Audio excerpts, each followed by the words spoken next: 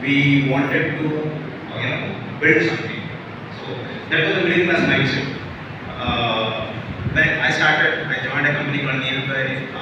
I worked with the Hotstar, and then I decided, I thought that why don't I make a step forward?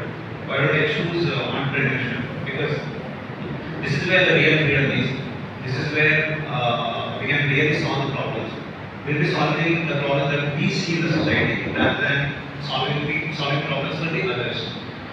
So that's when we decided, we thought of building a startup, and we started with an app called Balloon, which is a entertainment domain, but then it didn't work out, and then we kind of continued. And then when I wanted to buy a house, that's when I saw the problem. Like there are a lot of things it was getting very difficult for me to verify that. Then I saw the problem that we have to solve this problem somehow using technology. That's when I thought that I should start something.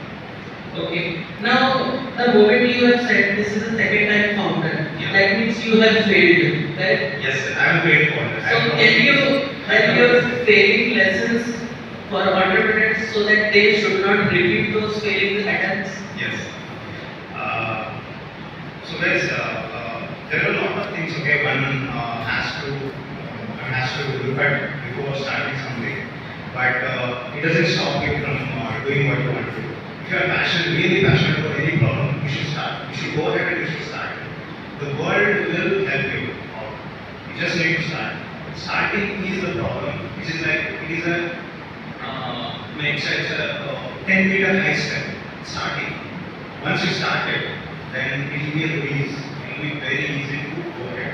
And there are a lot of people who have ideas. If you go around and ask many people who are on the road, right, they have got a lot of ideas, but no one wants to start them. And what it takes for someone to start with an idea is that zeal, that passion to solve the problem. If you have that passion, then you should start. That is one thing that you should keep in your mind. And there are certain things when you have already started up. There are certain things that you need to be very careful about. Is like people always think about how my idea is going to work out, whether it will work out or not, and what are the problems that I'm going to face. And I mean, like this, like we call it paralysis by analysis. We just keep analyzing things and don't do anything. When you get an idea, right, you should get started immediately, and you should fail faster. You should do things. You should fail faster. Failing faster is when you understand what is the correct thing to do. Okay, and when I say that I call myself a proud failure entrepreneur for the first time, because that's when I understood that I need to do, I should not do this, I should do something else, right? This is what you should keep in your mind. And there are many other things.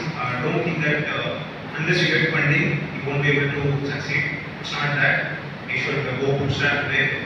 We also started bootstrap way just because investors wanted to give us money, we took money. It was not the other way around. We never went and asked for money. So, according to you, funding is not the important part? No.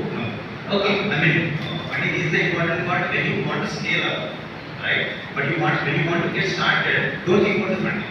You should get started because starting is difficult. And once we start, RTIs can help, and some of the organizations can help. Some VCs can look at you. Everyone wants to look at you. Everyone wants to fund those people who are passionate about their ideas, right? So you should not think about getting funding in the right first step. Funding is important, but not at the first step. First step is getting started. Getting started is very important, right? So that is why most of the students and entrepreneurs, they ask questions. Their parents are seeking some of ROI. That after finding it, they should make the loan repayment of their education loan and all. If you become an entrepreneur, then who's going to bear that cost? That kind of things they are asking now.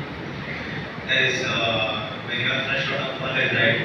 That is the right time to start any business, because when you grow a little older, you have a lot of responsibilities on you, and you have nothing to lose now. You should get started, and that doesn't mean that you should leave everything else and just start with the idea. If you have an option to get a job and parallelly make your startup a success, you should go further.